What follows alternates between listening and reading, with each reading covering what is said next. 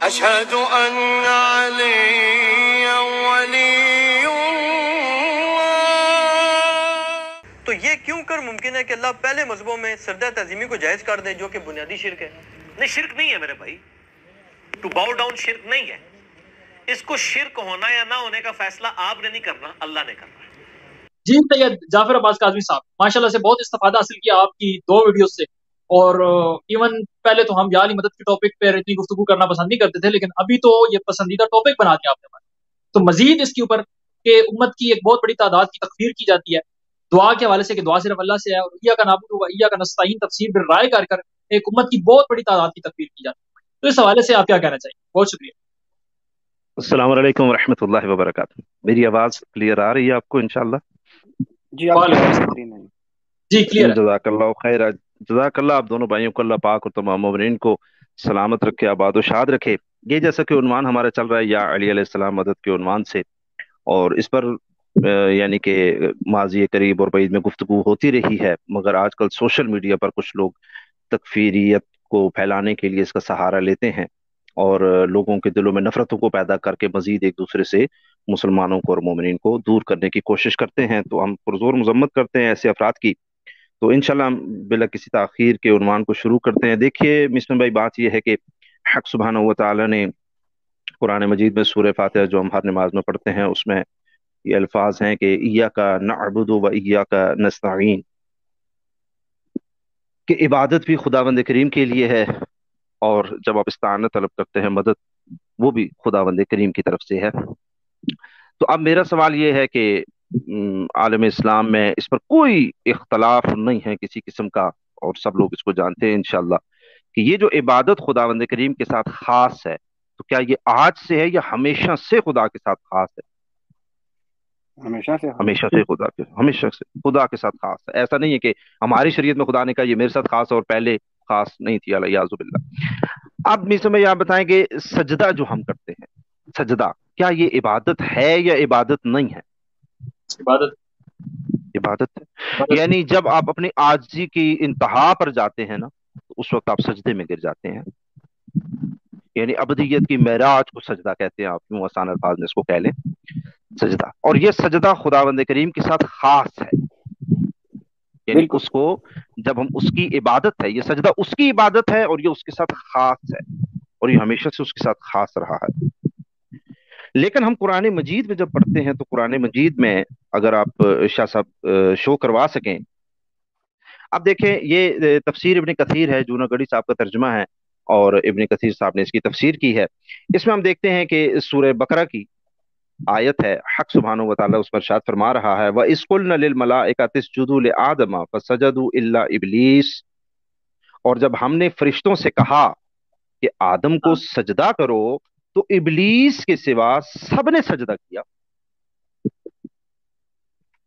سجدہ جب خدا کو کرتے ہیں تو کیا ہے؟ خدا کی عبادت، خدا کے ساتھ خاص. لیکن خدا نے کیا کہا؟ آدم علیہ السلام کو کرو. اچھا، اب اس کی تفسیر میں ہم ایک نقطہ دیکھتے ہیں کہ ابن کثیر صاحب جب اس کی تفسیر فرماتے ہیں وہ کیا ارشاد فرماتے ہیں. وہ فرماتے ہیں کہ بعض لوگوں کا قول ہے علماء کا کہ یہ سجدہ سلام اور عزت و اکرام کا تھا، جیسے کہ یوسف علیہ السلام کے بارے میں فرمان ہے کہ انہوں نے اپنے ماں باپ کو تخت پر بٹھا لیا اور سب کے سب سجدے میں گر پڑے، اور حضرت یوسف علیہ السلام نے فرمایا کہ ابا جی میرے اس خواب کی تعبیر ہے جسے میرے رب نے سچا کر دکھایا. اگلی امتوں میں سجدے تعظیم جائز تھا لیکن ہمارے دین میں یہ منسوخ ہو گیا. اس کے بعد یہ ایک حدیث کو نقل کرتے ہیں اور حدیث کے بعد سے لکھتے ہیں کہ امام راضی نے اس کو ترجیح دی ہے. بعض کہتے ہیں کہ سجدہ اللہ تعالیٰ ہی کے لیے تھا، حضرت آدم علیہ السلام بطور قبلہ کے تھے، لیکن اس میں اختلاف ہے اور پہلے ہی قول کا زیادہ صحیح ہونا اچھا معلوم ہوتا ہے. یہ سجدہ حضرت آدم علیہ السلام کے اکرام، بڑائی، احترام اور سلام کے طور پر تھا، اور اللہ تعالیٰ کی اطاعت کے ماتحت تھا کیونکہ اس کا حکم تھا جس کی بجا آوری ضروری تھی. امام راضی نے بھی اسی قول کو قوی قرار دیا ہے اور اس کے سوا دوسرے اقوال کو ضعیف قرار دیا ہے. ایک تو حضرت آدم علیہ السلام کا بطور قبلہ کے ہونا جس میں کوئی بڑا شرف ظاہر نہیں ہوتا، دوسرے سجدے سے مراد پست عاجز ہونا، نہ کہ زمین میں ماتھا ٹیکنا، ٹکا کر حقیقی سجدہ کرنا، لیکن یہ دونوں تعویلیں ضعیف ہیں. امام ابن کثیر یہاں جو فرما رہے ہیں میں اس کو مختصر طور پہ بیان کروں. وہ کہتے ہیں کہ یہ جو سجدہ تھا نا، کچھ لوگ کہتے ہیں کہ یہ آدم علیہ السلام کو نہیں تھا، ان کو بطور قبلہ اللہ تعالیٰ نے مقرر کیا اور سجدہ خدا کو تھا. دوسری وہ یہ گفتگو کرتے ہیں کہ یہ مکمل وہ سجدہ نہیں تھا جیسے ہم اپنے اعضاء کو زمین پر رکھتے ہیں اور اللہ کے لیے سجدہ کرتے ہیں نماز میں، یہ وہ سجدہ نہیں تھا، بلکہ یہ تھا کہ تھوڑا سا اپنا آپ سر کو جھکا دیں۔ امام ابن کثیر فرماتے ہیں کہ یہ دونوں تعویلیں ضعیف، یہ صحیح دونوں تعویلیں ٹھیک نہیں ہیں، بلکہ سجدہ آدم علیہ السلام کو ہی تھا، نمبر ایک بات ہو گئی۔ نمبر دو کہ یہ مکمل جیسے ہم سجدہ کرتے ہیں نا، صرف گردن کو جھکانا نہیں، بلکہ یہ مکمل جو ہم سجدہ کرتے ہیں خدا کے لیے، بالکل یہی سجدہ خدا نے آدم علیہ السلام کو کروایا، اور وہ صحیح فرماتے ہیں کہ یہ سجدہ تعظیمی تھا۔ اب ہم آپ کو دکھاتے ہیں تفسیر قرطبی کی طرف، کہ امام قرطبی اسی آیت کے متعلق، اسی آیت کے ذیل میں وہ کیا فرماتے ہیں۔ یہ تفسیر قرطبی ہے، جلد نمبر 1 ہے، کرم شاہ صاحب کا ترجمہ ہے اور قرطبی صاحب کی یہ تفسیر ہے۔ وہ اس میں کیا فرماتے ہیں، وہ صفحہ نمبر 307 پر فرماتے ہیں کہ اتفاق ہے ملائکہ کے حضرت آدم علیہ السلام کے سامنے سجدہ کرنے کی کیفیت میں اختلاف ہے، جبکہ اس پر اتفاق ہے کہ یہ سجدہ عبادت نہ تھا۔ یعنی وہ جو ابن کثیر صحیح صاحب نے لکھا تھا یہ سجدہ تعظیم تھا، تو ابن کثیر یہ امام قرطبی بھی کیا لکھتے ہیں، وہ کہتے ہیں کہ ہاں یہ عبادت کا سجدہ نہیں تھا۔ مزید اگر ہم آگے چلیں تو اسی تفسیر کا میں آپ کو ایک جملہ دکھاتا ہوں، تفسیر قرطبی جلد نمبر 5 ہے اس کی، اس میں سورہ یوسف ہے۔ سورہ یوسف میں جب ہم آیت کو پڑھتے ہیں تو حق سبحانہ وتعالیٰ فرماتا ہے کہ جب آپ نے بٹھایا، یعنی کہ حضرت یوسف علیہ السلام نے، تو اپنے والدین کو تخت پر اور وہ گر پڑے آپ کے لیے سجدہ کرتے ہوئے، یعنی کہ جب یوسف علیہ السلام تخت پر بیٹھے تو سب لوگوں نے کیا کیا، سجدہ کیا۔ اس کی تفسیر میں امام قرطبی کیا فرماتے ہیں، امام قرطبی اس کی تفسیر میں لکھتے ہیں کہ مفسرین کا اس بات پر اجماع ہے کہ وہ سجدہ جس بھی طریقے سے تھا صرف سلام کے طور پر تھا، سجدہ عبادت نہیں تھا۔ تو یہاں سے آپ کو یہ پتہ چل گیا کہ مفسرین کا اس پر اجماع ہے، اتفاق ہے، کوئی اختلاف نہیں ہے کہ یہ جو آدم علیہ السلام کو سجدہ کرایا گیا تھا نا، یہ سجدہ عبادت کا نہیں تھا۔ یہ پہلی بات ہو ٹھیک ہے۔ گئی۔ آگے میں آپ کو ایک عبارت دکھاتا ہوں، امام ذہبی کی عبارت، ان کی کتاب ہے معجم الشیوخ، یہ امام ذہبی کی کتاب ہے۔ اس کے اندر یہ کیا فرماتے ہیں، جلد اس کی 1 ہے اور صفحہ نمبر یہ 73 پر جب جاتے ہیں تو وہاں پر کیا فرماتے ہیں، یہ فرماتے ہیں کیا نہیں دیکھا کہ صحابہ نے نبی صلی اللہ علیہ وآلہ وسلم کی محبت میں آ کر کہہ دیا کیا ہم آپ کو سجدہ نہ کریں، تو نبی صلی اللہ علیہ وآلہ وسلم نے فرمایا نہیں۔ اگر صحابہ کو سجدہ کرنے کی اجازت مل بھی جاتی تو یہ تعظیم و توقیر کا سجدہ ہوتا، عبادت کا سجدہ نہ ہوتا۔ ایسے ہی جیسے یوسف علیہ السلام کے بھائیوں نے انہیں سجدہ کیا، یہی معاملہ مسلمان کی جانب سے نبی صلی اللہ علیہ وآلہ وسلم کی قبر کو تعظیمی سجدہ کرنے کے بارے میں ہوگا کہ اس سے انسان کافر نہیں ہوگا بلکہ گنہگار ہوگا، تو اسے بتایا جائے گا کہ یہ منع ہے۔ اسی طرح قبر کی جانب رخ کر کے نماز ادا کرنے کا حکم ہے۔ امام زابی سر اس میں میسم بھائی جو باتیں ارشاد فرما رہے ہیں، نمبر 1 کیا ہے، وہ کہہ رہے ہیں کہ صحابہ نے نبی خاتم سے پوچھا ہم سجدہ کریں، یہ امام زابی فرماتے ہیں کہ اگر اس سجدے کی اجازت مل بھی جاتی نا تو یہ عبادت کا سجدہ تھوڑی ہوتا، یہ تو تعظیم کا سجدہ ہوتا۔ پہلی بات ہو گئی۔ نمبر 2 ہو گیا کہ یہ تعظیم کا سجدہ تو پہلے شریعتوں میں ہوتا رہا ہے۔ تیسری چیز وہ بیان کرتے ہیں کہ اگر آج یہ کوئی تعظیم کا سجدہ نبی خاتم کی قبر کو کر دے تو آپ یہ تو کہیں گے کہ اب اس شریعت میں یہ سجدہ حرام ہے، لیکن اس کو یہ نہیں کہیں گے کہ آپ نے شرک کیا ہے، اس کو یہ نہیں کہیں گے کہ آپ دائرہ اسلام سے نکل گئے ہیں، آپ کافر ہو گئے ہیں، یہ آپ نہیں کہیں گے۔ حتیٰ کہ وہ قبر کی جانب رک کر کے نماز بھی پڑھ دے تو حرام تو ہوگا، منع تو ہوگا، لیکن شرک کا فتویٰ اس پر نہیں لگے گا۔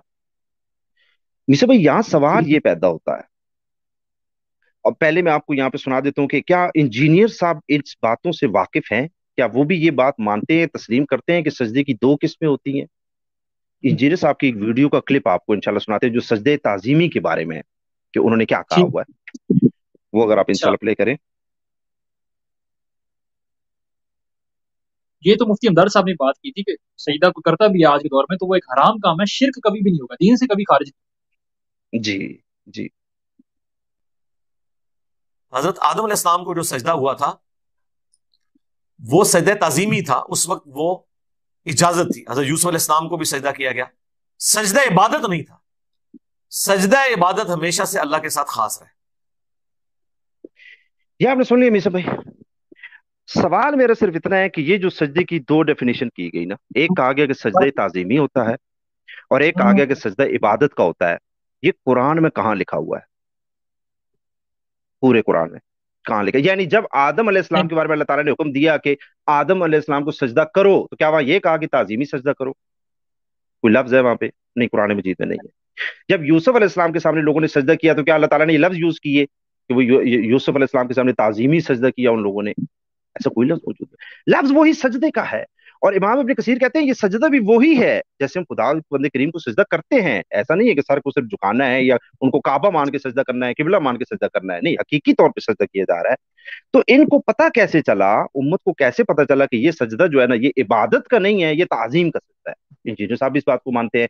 अच्छा, अगर कुरान मजीद में नहीं है, क्या अहले सुन्नत में सही हदीस मौजूद है कि नबी खातम सल्लल्लाहु अलैहि वसल्लम ने फरमाया हो कि ये सजदा जो था ना ये ताजीम का सजदा था, इबादत का नहीं था? ऐसी कोई नहीं है, मेरी नजर से नहीं गुजरी आज तक। किसी की नजर में आए वो हमें बताए तो इंशाल्लाह हम इस्तेफादा करेंगे। इसका मतलब है कि मालूम कैसे हुआ, ये क्यों डिफ्रेंशिएट कर रहे हैं कि एक सजदा है, सजदा इबादत है, वो है भी खुदा के साथ खास, लेकिन जब वो गैरुल्लाह को सजदा होता है तो ये नहीं कहते कि ये तो इबादत पे शिर्क हो गया, ये तो इय्या का नअबुद की वायलेशन हो गई, ये नहीं कहते। ये कहते हैं कि नहीं, फिर हम ये करेंगे, कोई एक्सप्लेन करेंगे कि वो इय्या का नअबुद की वायलेशन तब होगी जब सजदा इबादत का होगा। तो अब ये जो सजदा किया गया है यूसुफ अलैहिस्सलाम को या आदम अलैहिस्सलाम को, तो ये इबादत का नहीं था। हमने कहा आपको कैसे पता चला, कुरान में कहाँ लिखा है, हदीस में कहाँ लिखा है? तो उसका वो फिर जवाब देंगे, हमें पता कैसे चला, ये मैं आगे इसको एक्सप्लेन भी करूंगा। तो उन्हें पता कैसे चलता है, ये कैसे डिफरेंशिएट करते हैं? ये लाजम नहीं है कि जब आप कोई लफ्ज इस्तेमाल करते हैं, कोई टर्म यूज करते हैं, तो कोई आपसे तकाजा करे अच्छा ये टर्म मनो कुरान में लिखी हुई दिखाओ, ये अपना स्लोगन कुरान में लिखा हुआ दिखाओ, ये हमें हदीस में लिखा हुआ दिखाओ। नहीं, पूरे दीन इस्लाम को सामने रखा जाता है, उसके मिजाज को सामने रखा जाता है और उससे फिर एक नतीजा अखज किया जाता है। अच्छा, अब हम आगे आपको इंशाल्लाह स्क्रीन में हवाला दिखाते हैं, आपको इमाम शौकानी का हवाला दिखाते हैं। अब मैं आपको ये बताने लगा हूं ये पता कैसे चलता है, ये हम कैसे उसमें फर्क करते हैं कि इबादत का सजदा, ये असुबुल जर्रार।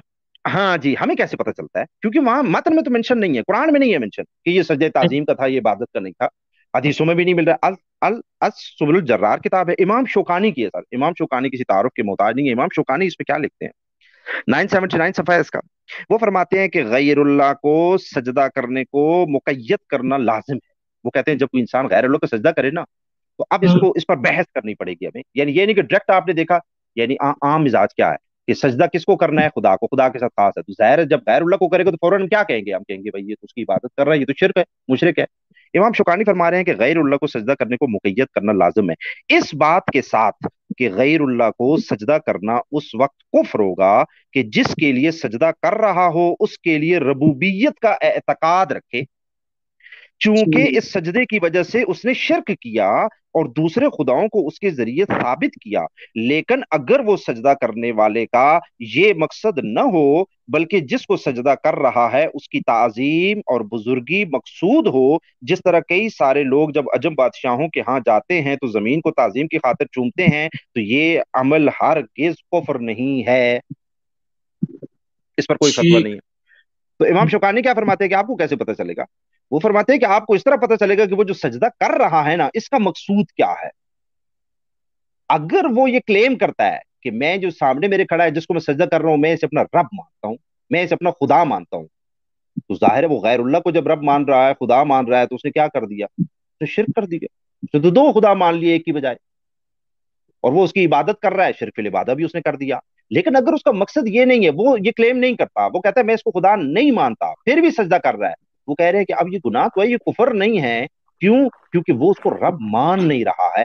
अब आपको पता चलेगा कि जो अल्लाह ताला ने फरमाया था आदम अलैहिस्सलाम के लिए कि आदम को सजदा करो, तो लोगों को कैसे पता चला कि ये ताजीम का सजदा था? इसलिए कि सजदा इबादत अगर वो होता तो ये तो शिर्क होता। तो अल्लाह ताला कभी शिर्क का हुक्म नहीं देता, अल्लाह ताला शिर्क का हुक्म नहीं देता। अगर ये इबादत का सजदा हम मानेंगे कि आदम अलैहिस्सलाम को इबादत का सजदा हुआ, तो ये शिर्क हो जाएगा, क्योंकि सजदा खुदा के साथ खास है, इबादत उसके लिए मखसूस है। इय्या का नअबुद, इबादत खुदा के साथ खास है, तो किसी और की इबादत का खुदा हुक्म नहीं दे सकता, क्योंकि ये शिर्क है। जब शिर्क है तो खुदा उसका हुक्म नहीं देगा। यूसुफ अलैहिस्सलाम के सामने जब बाकी लोग सजदा करेंगे तो ये शिर्क क्यों नहीं बनेगा?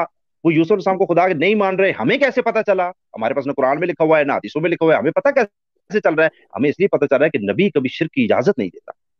लिहाजा अगर नबी के सामने सजदा हो रहा है और नबी उससे मना नहीं कर रहा, तो इसका मतलब है कि वो सजदे इबादत नहीं है, वो इय्या का नअबुद की वायलेशन नहीं है, वरना नबी वहां पे खामोश नहीं बैठते। और ये इमाम शौकानी ने फरमाया कि वो जो सजदा करता है वो सामने वाले को रब मानेगा तो इसका सजदा इबादत बनेगा, अगर रब नहीं मानेगा तो इसका सजदा इबादत नहीं बनेगा। अब यहां तक की जो हमने इबारत पढ़ी है मिसम भाई, यहां से हमें क्या अंदाजा हो गया कि सजदा खुदा के लिए खास है, सजदा खुदा को करना खुदा की इबादत है। अब एक आम आदमी किसी इंसान को देखे कि वो गैर अल्लाह को सजदा कर रहा है, तो इंजीनियर साहब जैसे आजकल के लोग हैं वो तो यही इशराकियत ही देखते हैं ना। वो कहते हैं या अल्लाह मदद, अल्लाह को पुकारना है इबादत, या अली मदद, ये अली को पुकार रहे हैं, लिहाजा ये अली की इबादत कर रहे हैं, ये तो शिरक इबादत हो गया। वो यही कह रहे हैं ना, लफ्जों की इशराकियत को देख रहे हैं ना, इबादत भी और दुआ भी, पुकारना भी और इबादत जी। तो वो कहते हैं कि हम जब कहते हैं या अल्लाह मदद, अल्लाह से दुआ करते हैं, तो ये क्या है? इबादत। जब आप या अली मदद कहेंगे तो गोया आपने मौला अली की इबादत कर दी, तो यही क्लेम करते हैं ना। लेकिन मैं ये समझा रहा हूं कि इबादत का तयन कैसे होता है, कि ये जो बंदा काम कर रहा है ये इबादत कर रहा है, उस बंदे की कैसे तयन होता है? सजदा खुदा के लिए जब आप करेंगे तो इबादत है, लेकिन यही सजदा जब गैर खुदा के लिए हुआ तो गैर खुदा की इबादत नहीं बनी है। कब तक? जब तक उसने ये अकीदा नहीं रख लिया कि जो मेरे सामने गैरुल्लाह खड़ा है ना, उसके बारे में ये अकीदा नहीं रखा कि ये मेरा रब है। जब तक वो ये अकीदा नहीं रखता उस वक्त तक उसका सजदा आपके नजदीक गुनाह तो है, हराम तो है, आप उसको शिरक में नहीं डाल सकते। आप उसको ये नहीं कह सकते कि तुमने शिरक फिल इबादत किया है। क्यों? इसलिए कि शिरक फिल इबादत सिर्फ वहां होता है जब आप सामने वाले को गैरुल्लाह को रब मान लेते हैं। लिहाजा यहां से एक बात अभी ये भी पता चली कि जब हम या अली मदद कहते हैं तो एक बंदा कहे कि ये तो शिरक फिल इबादत है, क्योंकि अल्लाह से दुआ करनी चाहिए, ये अल्लाह की इबादत, अल्लाह से दुआ करना, तो आप तो शिरक फिल इबादत कर रहे हैं। तो हम उसे ये समझाएंगे कि शिरक फिल इबादत तब होता है जब उस बंदे का ये एतकाद हो कि उसके सामने वाला जो बंदा है वो रब है। जब तक वो ये अकीदा नहीं रखता तो उसके साथ वो सजदा भी इवन उसको कर ले, फिर भी वो मुशरिक नहीं बनता। सजदे से बढ़ के कौन सी खुदा की इबादत है? यानी जब शिरक फिल इबादत का फतवा जहां भी लगेगा ना, तो उसकी पहली कंडीशन क्या है? तमाम उलमा ने क्या कहा? उसकी पहली कंडीशन ये है कि वो जिस बंदे पर आप फतवा लगा रहे हैं ना, उसका अकीदा ये हो कि ये रब है। बस मैं या अली मदद कहता हूं तो आप मुझसे पूछेंगे आप रब मानते हैं? मैं कहूंगा नहीं मानते। अब आप मुझ पे ये तो फतवा लगा सकते हैं कि ये जायज है या नहीं है काम, लेकिन आप ये नहीं कह सकते कि शिरक फिल इबादत तुमने किया। क्यों? क्योंकि मैं उनको रब मान ही नहीं रहा। शिरक फिल इबादत का फतवा सिर्फ वहां पर लगेगा जहां आप किसी के बारे में ये क्लेम करते हैं कि ये रब है। अगर ये क्लेम आप नहीं करते और आप उसके सामने सजदे में भी गिर जाएंगे तो ये भी आपका काम शिरक में शुमार नहीं होगा। ये मैंने भी अहले सुन्नत के हवाले दिए, मैं आपको अभी तशय्युअ का हवाला देता हूँ। अब तशय्युअ के बात करते हैं। आप जाएं छोटी सी